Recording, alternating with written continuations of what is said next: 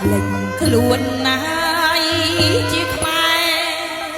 ភ្លេចប្របីនៃភ្លេចទឹកភ្លេចដីធ្លាប់រស់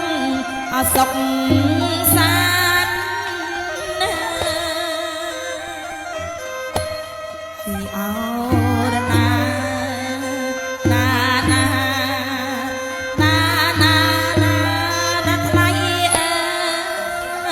ភ្លេចទឹកភ្លេចដីធ្លាប់រស់សុខសាន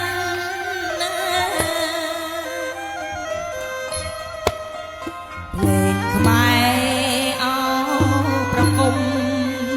តាមប្របីនៃ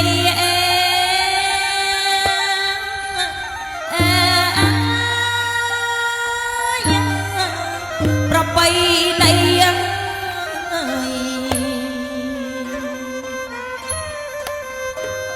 ចំណាប់គ្មានពីកូនរក្សាទុក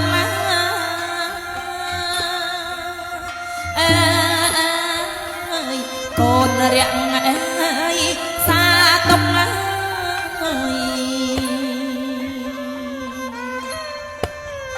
ភ្លេងមានណាយប្រដៅកូនចៅឲ្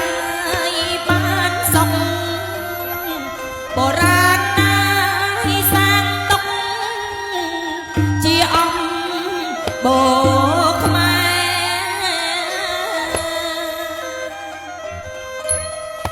អរណាណាណា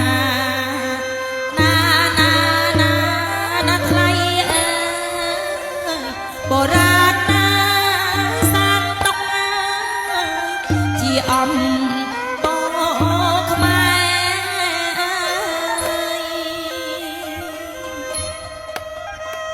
ខ្ញុំច្រៀងអោរំលឹក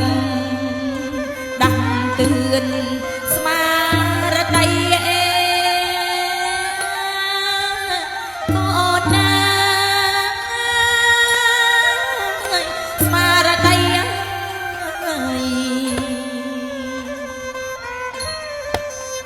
ថែប្របីនៃកែដូនតាយើង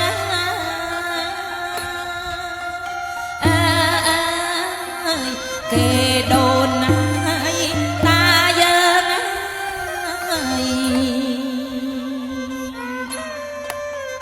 ត្រូវចេះស្រឡាញ់ជួយលើកឲ្យដំការវប្បធម៌រុងរឿងជាតិយើងល្បាញល្បី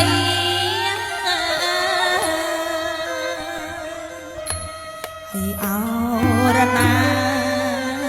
ណាណាណាណា